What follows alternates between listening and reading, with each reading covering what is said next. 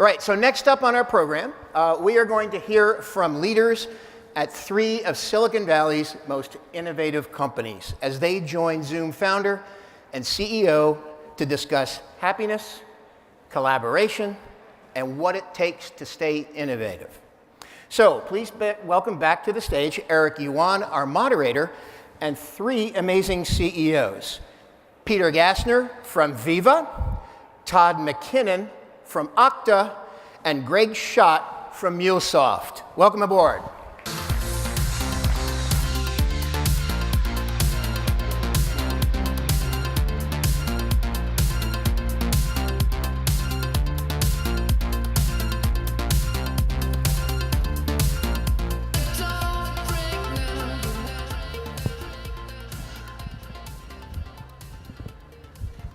Thank you.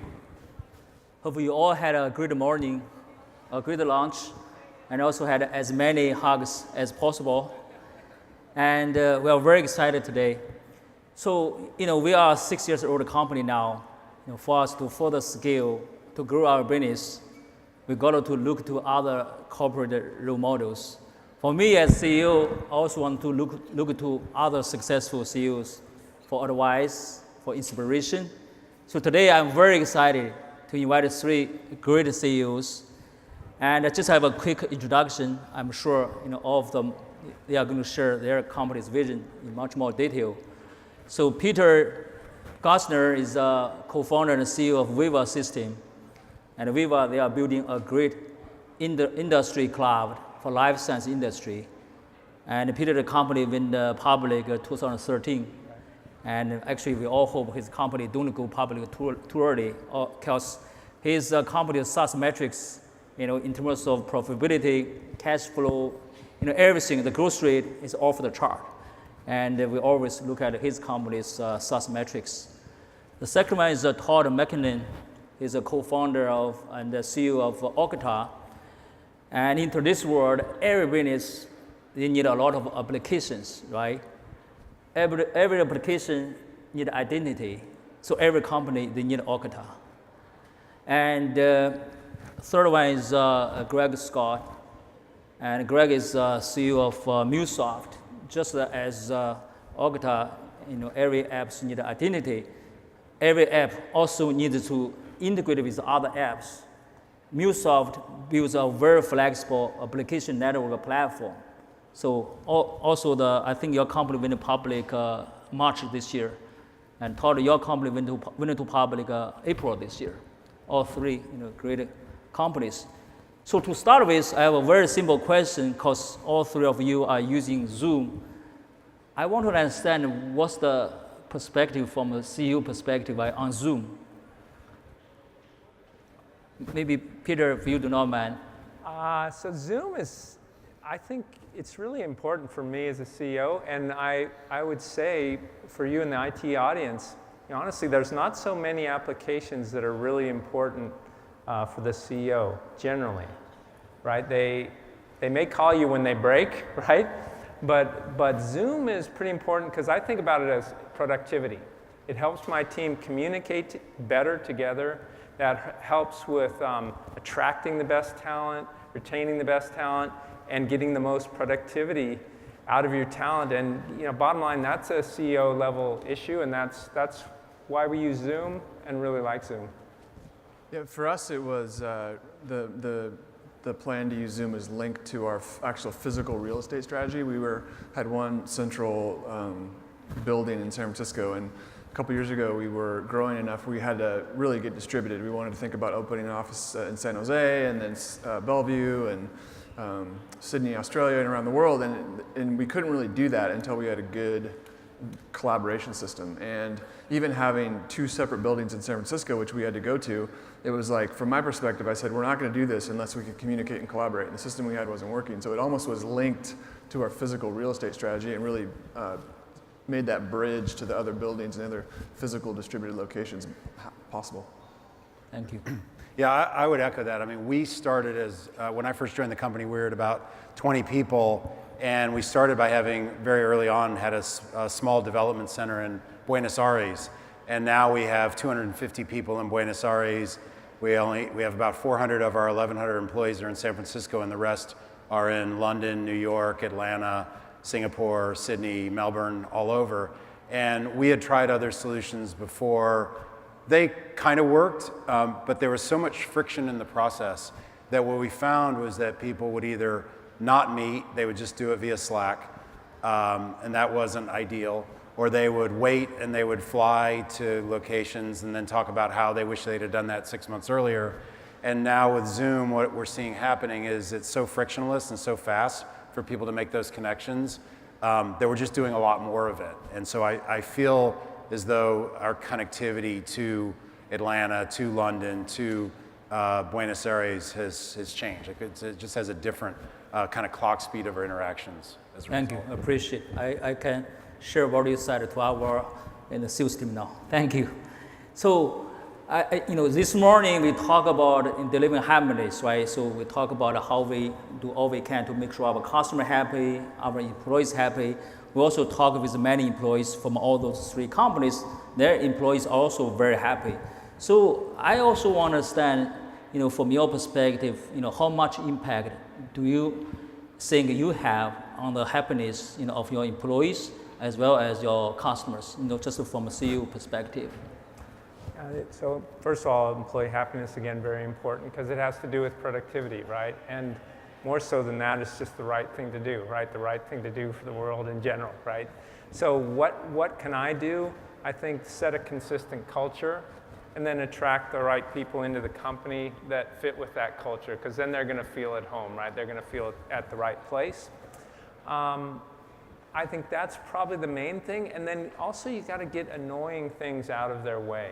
So it might be an annoying thing like, hey, your video conferencing doesn't work, which used to be the case with us before we got Zoom, right? Lots of hassle. Or maybe I try to keep any kind of process stuff out of the way. Annoying process that doesn't really help the employee. Give them something clear to do, make sure the culture's right for them, give them the tools that they need to do their job, and then they can feel like they're productive, and that makes people happy. Also. I think every CEO thinks a lot about culture, and it's because we know that it's such a complex market, it's such a complex environment, and we know that, speaking of worthless processes, we know that all these rules and processes we try to make up and try to implement are basically going to be ignored as people try to do the real work. So if they ignore the processes, it's all about culture, kind of dictates what they actually do, how they behave, what they value. And what I've found at Okta is that there's lots of different things about culture, but one thing that people really love is they love to win. And if you can create a winning environment, and if you can create a winning environment where people feel like what they do is directly linked to winning, that's cultural gold. I mean, they get up, they come to work, the friction is removed, and they can contribute directly to a winning environment. You have people that are motivated and they're going to more likely win. Yeah, we do conduct this employee engagement survey every year, and one of the things that we ask them at the end, we say, how happy are you working at Mulesoft? And the last question we ask them is, would you recommend Mulesoft to a friend as a great place to work? And those, to me, in my mind, those are the most important questions in the entire survey, because it really gets to the root of how engaged somebody is. When I hear people talk about work-life balance, I always think, gosh, I hope it's not just work-life balance. I hope it's having a great work life and having a great out-of-work life and enjoying both of those. You're spending most of your waking hours at work. Work should be awesome. Like, work should be just amazing. And I'd echo what these guys said. It's when you see people that aren't happy, it's often about the greatest people are the ones that just want to make a lot of good things happen and get things done. And so it's how do you get as much friction out of the way, whether it's management friction or process friction, how do you remove as much of that as possible so that they can be free to make, to accomplish things? Yeah, that's awesome. You mentioned the balance between work and life. This morning, in our fireside chat session with Michael Morris, we had the same question. So maybe you should also ask about this question, to you guys as well. How to keep yourself happy? How to keep your family happy? Given that you are all very busy, right? You travel and also a lot of work. How do you do that? For me, I like to always be challenged, so I try to set goals for myself. How can I get better? To know where I can improve, and then it might be that I want to be a better communicator or better at strategy or whatever it is. So I always try to improve myself at work. I find for myself setting consistent boundaries is good. Okay, there's certain things I do and certain things I don't do, right? Certain amount of travel I do, and that's consistent. Certain amount of times that I keep for my family, and that keeps my family and me happy. I feel like I'm doing the right things.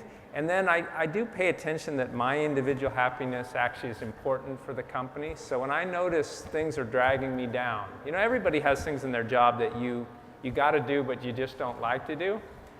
When I have those, I try to do a little less of those, purely because I know that can drag me down. And when I have things that I'm doing at work that make me happy, I try to do a little more of those just because it's making me more happy. So I pay attention to my own happiness. Also, Todd, you want to share something? Because, by the way, I'm not happy. no, actually, his word I can share with you. I did watch Todd's keynote speech for Okta user conference, and I remember, you know, when Todd left Salesforce, tried to create Okta, you know what he did to keep his family happy? He created a PowerPoint, you know, to talk about his common vision to his wife. Yeah. I hope I knew that before. And anyways, can you please share with us a little bit more about that? About my PowerPoint? Yeah, about the PowerPoint. Well, yeah, I mean, so when I started Okta, the first thing I had to do was quit my job. I was working at Salesforce, so I quit Salesforce. And I came home and she looked at me and she said, "What, are you crazy?" So I made a PowerPoint that had all the bullet points on why I wasn't crazy, and it was called Why I'm Not Crazy. But I was telling Eric, it sounds funny now, but it was scary. It's a big joke. It's like a funny joke now, but we were both really scared, and so it worked out okay. Yeah. I think, but more generally, I think happiness. I'll definitely echo what Peter said about consistency and boundaries. So, like, I have young kids. My daughter was 6 months old when I started Okta, so that's probably why my wife thought I was crazy. But I was home for dinner every night. I just made that rule. You know, before I had kids, I would work. You know, all night, you know, not come home for dinner. You know, go out for dinner, come back to work. But so I was home for dinner every night. Could log back in later. So just certain boundaries like that are really important. And then also just, I think for me, it's just remembering that and talking to people at the company too about this, which is it's really a marathon. It's not a sprint. You can only work. You know, you can only go so long sleeping 4 hours a night. You can only go so long working, you know, 15 hours a day. It's like you got to make sure you keep things in a sustainable pace because no one's doing this for a year or two. It's a long-term race. Awesome. Yeah, and for me, the part that at work that I get the most happiness out of is just being around the people that we've brought on board in the company, and I just love the presence of being in a team and feeling, you know, just being light in a meeting and making jokes and just taking a moments in time along the way during the day to just enjoy things. There's just all those little moments that if you just step back a little bit just for one moment and just kind of savor that second, and then you get right back in it again. As far as the home situation, I've actually found that harder for me to keep that balance. I tend to be always on, and I need to take some lessons from these guys about how to cut that off better. But I be a little more lazy. Be a little more lazy. I need a little bit of that. And the other thing that we do is I have 3 children, and you know those 3 young. They were young children when I started at Mulesoft. They are very all-consuming. We spend a lot of time with them. That's where I get a lot of it from. That's awesome. I think just one more thing. I think, Greg, what you said about relationships. So I think relationships really matter, like personal relationships. And I'm lucky enough to have that kind of relationship with my co-founder. Meaning, you know, if I'm kind of in a bad mood or something, first of all, he's very honest and he'll call me out on it. You know, he'll pull me aside and go, you know, why were you such a jerk in that meeting? Like, did you not like what they were saying? And I go, actually, no, you know, this is bugging me. And so just that personal relationship, someone that can kind of knows you've worked with for a long time, and that can kind of help you get through ups and downs is really helpful too. Yeah, you're right on. Actually, in this year's Sequoia Base Camp, I saw you and your co-founder, you know, always together, you know, play together. I think, you know, feel like you two more like brothers, you know. Yeah. This is great. Yeah, so let's switch gear a little bit, you know, to talk about a little bit of collaboration. Because this morning we have, debate about remote work or not, right? So how many offices do you have? So We have 23 offices, and then many more 1 and 2 person kind of locations where people are working from home. 23. Todd, how about Okta? We have 8. 8. Yeah. Peter, We have about 25, I guess. 25. Wow. So you all have multiple offices, right? So how to enable the collaboration, to promote the collaboration culture, and make sure your employees from all different offices, right, they can work together, to deliver happiness to customers. We serve a very global customer base. We have about half of our revenue comes from the US, for example, 30% comes from Europe, 20% from Asia. And we have most of our product development here in Pleasanton in the East Bay, but outside of that, the sales and marketing, actually the majority of it is outside of the country. So we have a lot of people in Budapest, in Paris, in Shanghai, and Beijing, and Tokyo, and Philadelphia. So when we started the company, my co-founder was in Philadelphia. So we actually started remotely, and we just grew up with when we do a company call, for example, we do it every quarter. It used to be a pain before we got Zoom, right? And then it's been frictionless. But I sit alone in my office to make a point that, yeah, Veeva has 2,000 people, 500 of them are in headquarters. Headquarters is the minority. So that's a way of saying remote is the way. And we have some rules. Like if you're doing a meeting and you're using Zoom, if there's more than one person remote on it, everybody stays in their office and does it remote. They don't single out the remote employee, right? You just, hey, that remote is the norm. In-presence is not the norm. So that's a big thing we do. And then we've developed an application too. We call it OrgWiki. And it's a really important tool that helps people know each other. They can read about each other. What's their background, et cetera. What do they do at work? What's the pictures? What are they doing with their family? And that helps people get to know each other a little better, because when that happens, they call each other. And if you're not remote, that might happen around the kitchen or the water cooler or something like that. But if you're remote, you need to foster that. I see. I'm sorry, Peter. What's the OrgWiki? Can you? OrgWiki, yeah, we have an application that we have for sale. You can buy it actually. It's called OrgWiki. It's think of it as an employee directory on steroids. So yes, it has all the super cool phone list on your iPhone and things like that, and you can post pictures, things like that. But it manages distribution lists, so you always know who's on what distribution list. You can see who's at what location. It helps you get to know people. Thank you. Any comments? Yeah, so for us, we do several things. So we've always been very message oriented as a company. So we use Skype for a time. We use Slack now for a lot of our messaging. Yeah. Almost all of our meetings now are Zoom meetings. Almost every one of them has some Zoom component to it. We actually just switched over to do our all hands meeting where we're not having an audience in front of the all hands meeting for the reasons that you were talking about, Peter. So we are starting to do that now. For us, the other thing that we do that I think really helps us with collaboration is one time a year we bring people in from all over the world. The last 3 years it's been in San Diego, where we just bring in last year was 900 employees, all came to San Diego. We spent a week together, and that was just a way to just kind of ground everybody in those relationships and get all that cross-fertilization going. And then the rest of the year we're working remote. That's awesome. So Peter and Todd, if I recall correctly, both of you worked for Salesforce before, right? And Salesforce is so successful company. So please share with us, from your perspective, why Salesforce did so well. I know both of you know the source code very well. So maybe that's one thing for all the Salesforce senior executives. They're all very hands-on. But anything else you can share with us? We actually worked together at PeopleSoft even before Salesforce, and that was also a very successful company. But the keys to Salesforce's success, well, let me just give you my opinions on it, and then Todd, you might have different ones, and then we'll add them together and we'll sum them up.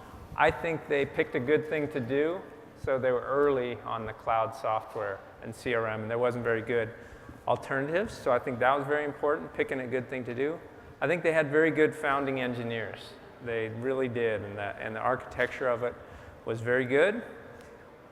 And then I think they just had very consistent execution. You know, it's a marathon. So Mark and his team, they worked very hard at that. I mean, I guess it's getting close to 20 years now.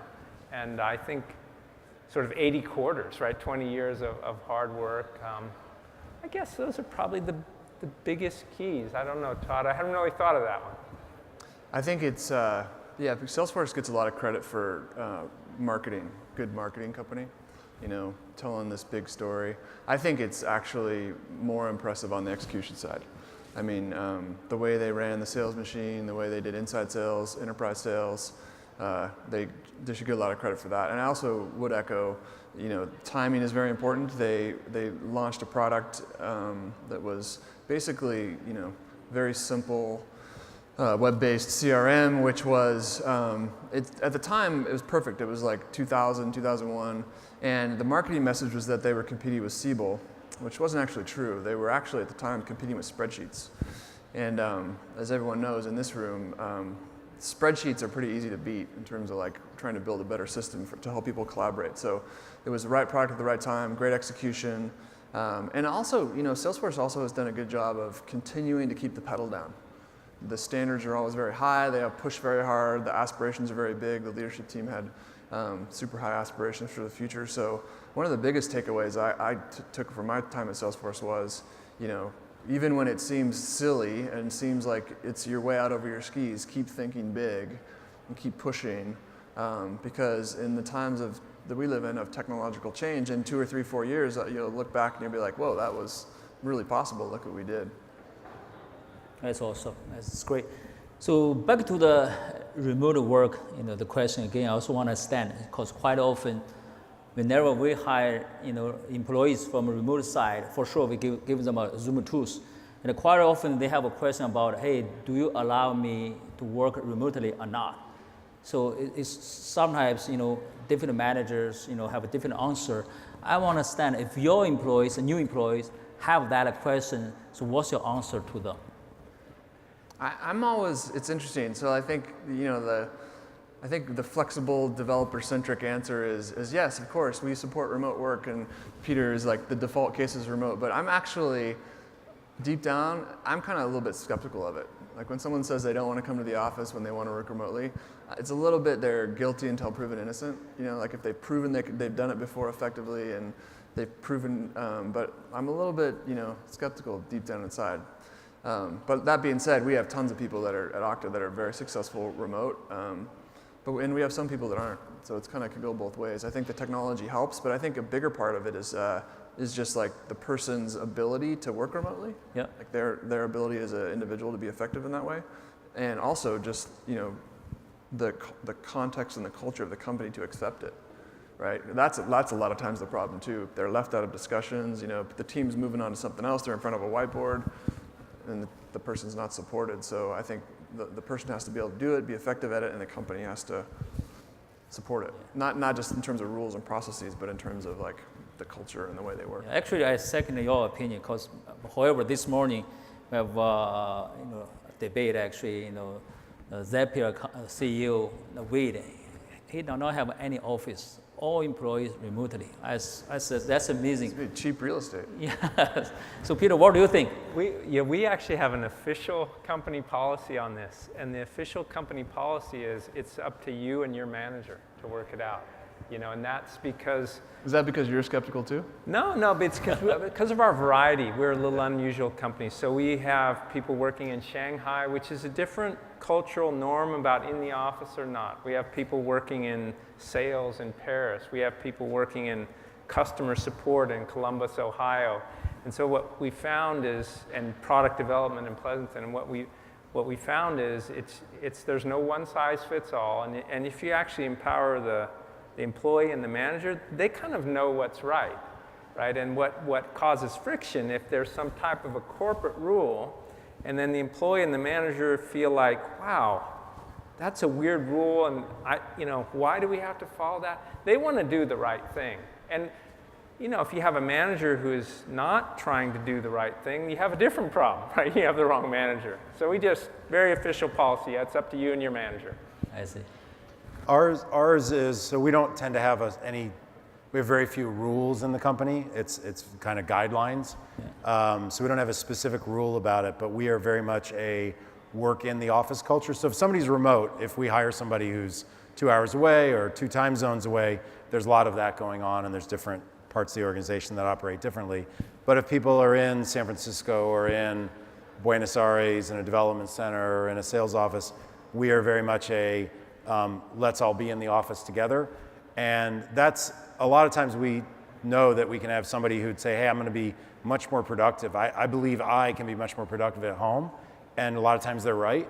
But then there's also a tax on the rest of the team that doesn't have them there immediately. Now maybe Zoom will continue to get to a place where we feel like we can all just be completely, just connected and not have to be physically present together. But for the time being, we still have very much of a work in the office culture for the people that are near the offices. That's awesome.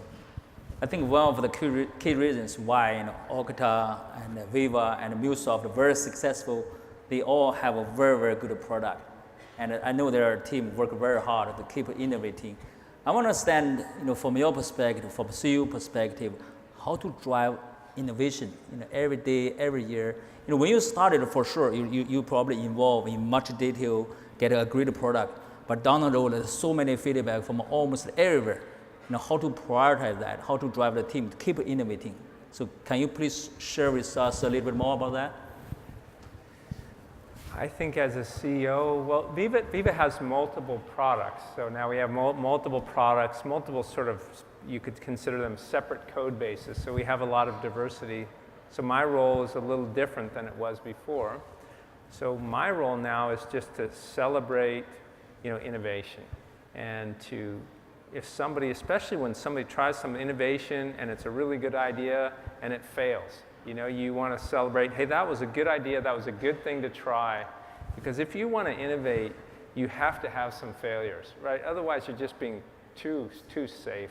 So you got to celebrate the failures, because if you punish the failures, people will crawl into their shell. They'll know that, hey, that's not a good thing, don't be risky.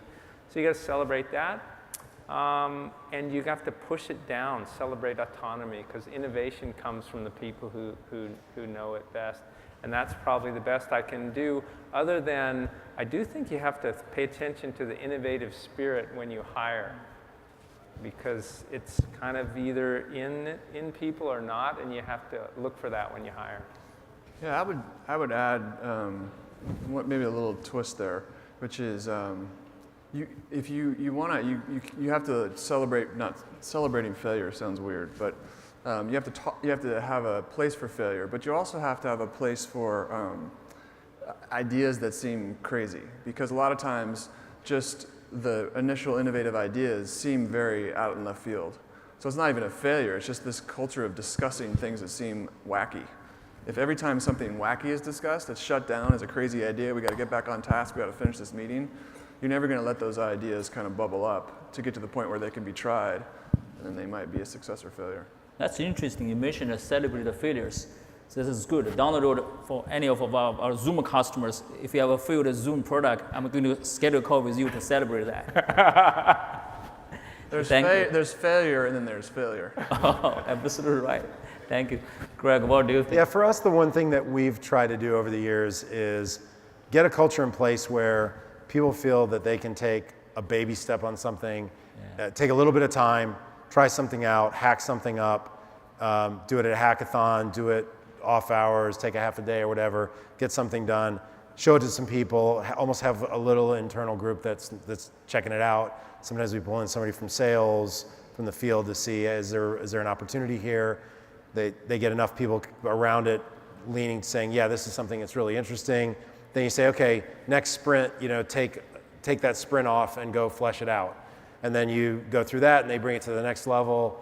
So instead of it being these big bangs, we kind of up the investment over time, and it lets them fail early. If they try it and they only put in a couple days of work, they fail off the hack, it doesn't go, they can just kind of shut it down and go on to their next thing. But we keep incrementally, adjusting the amount of investment as it gets more and more proven in the market, being internally and then externally. We just keep raising the level of investment. Not always making it such a big bang decision, but making it kind of easy to dip your toe into it. Awesome, thank you.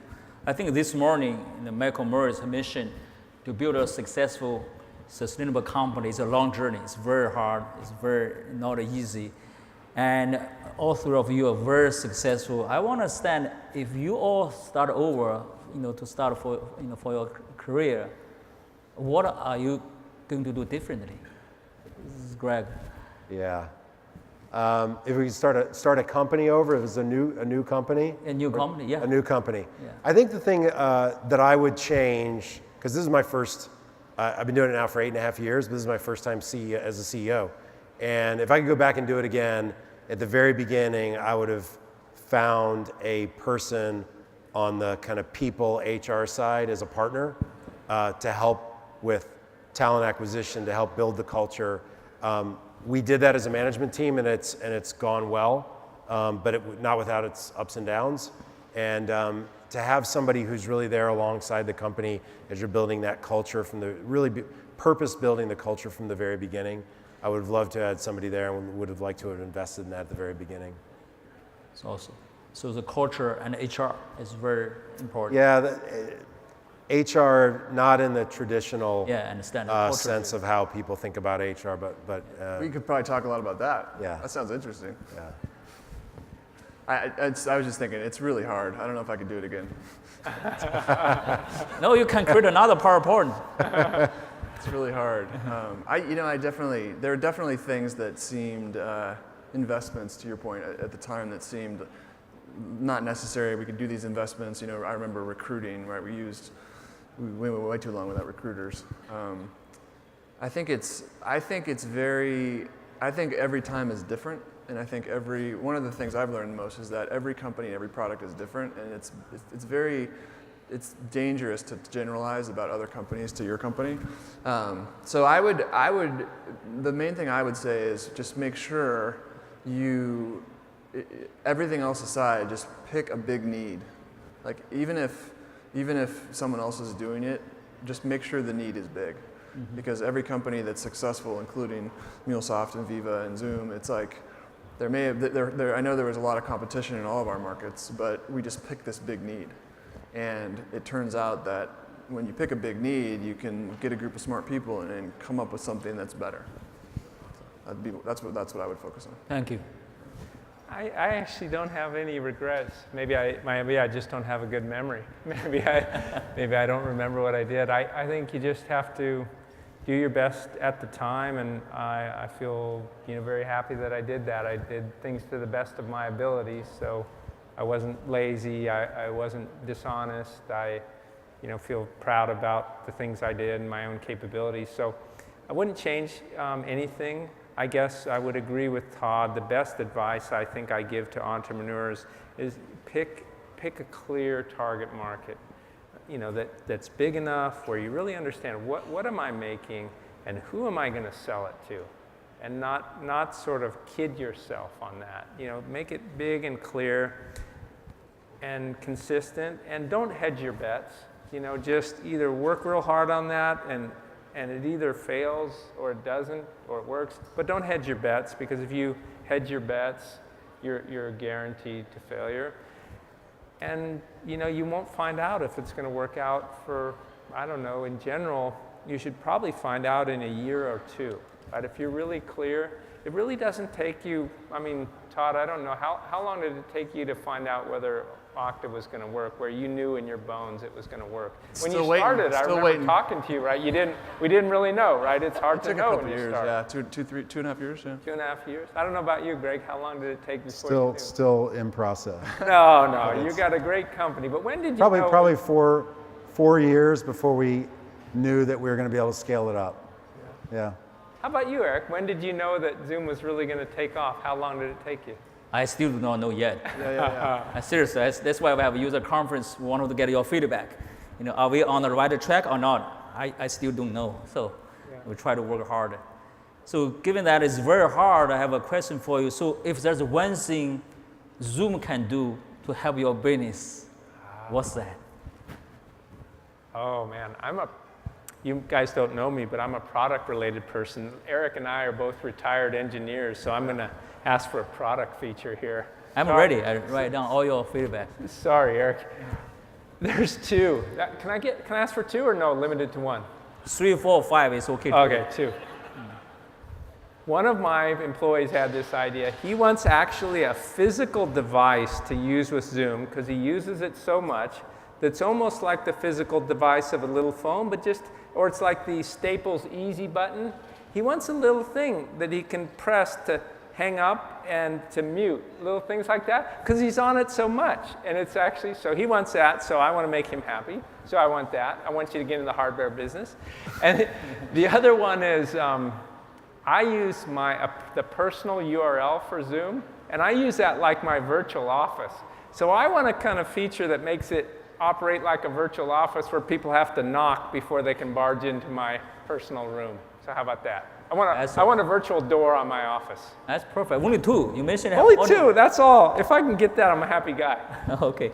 Thank you. I wanted recording and transcription of the calls, but then I found out that you already do that. Because this is a good story. So we were prepping for this panel, and these guys had a call, and I couldn't make it. So they recorded the call and sent me the transcription, and it was great. Except instead of Zoomtopia, it just said Utopia. So it's close, but you got to get that proprietary translation in there, so you get the Zoomtopia. You set up this very well. After this, we have a product announcement, a demo. It's a meeting transcript feature to be announced. Meaning after the meeting is over, you get the meeting transcript. That's a speech to text engine. Yeah, it seemed to be working. Did I see a preview of that, or is that early? Or we will add you into our early. Did I just make your announcement for you? Yeah. Sorry. I didn't mean to do that. So you ask for a feature and you get it in 5 minutes. Yes. Nice. That, my friends, is innovation. That's innovation. Yeah. Peter, sorry, your two features probably take some time. Oh well. Wow.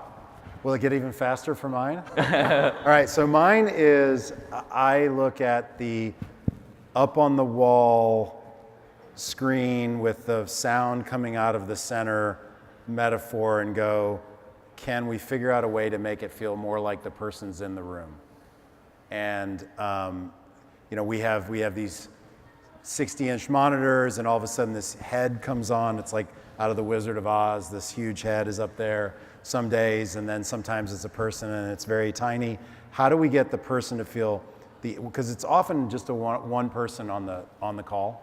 How do we get it to where it feels more like, and I'm asking for that same evil thing about getting into the hardware business, but how do we get to where the sound's coming from that person, the person is more as if they're in the meeting as opposed to up on the wall with sound coming out of the center?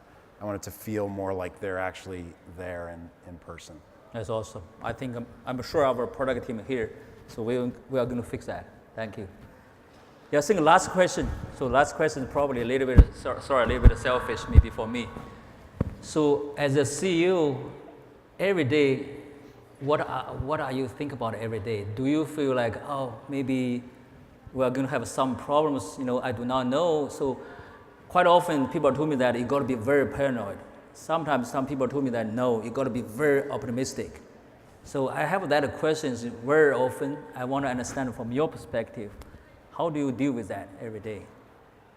For me, I feel like, what works for me is just to be very honest and open and be who I am and not try to be anybody I'm not. And I'm naturally, I wouldn't say I'm overly paranoid, but I'm not super optimistic. I'm always thinking there might be problems and trying to, keep ahead of the problems, and that's just my personality. So I have to just go with that, and that works for me.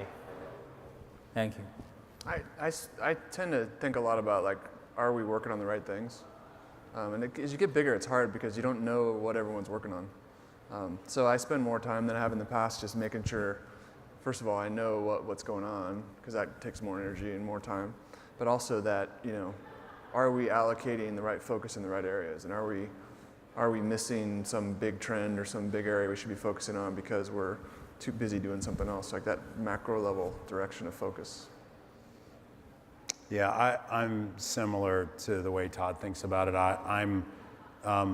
Everybody gets very busy and gets very, we call it face pressed up against the glass with whatever problem they're dealing with. And I see it as my, maybe from the vantage point that we have, to be able to step back and go, like, let's go way down to the root cause. Is that a people problem? Is that a process problem? Is that a we're working on the wrong things problem?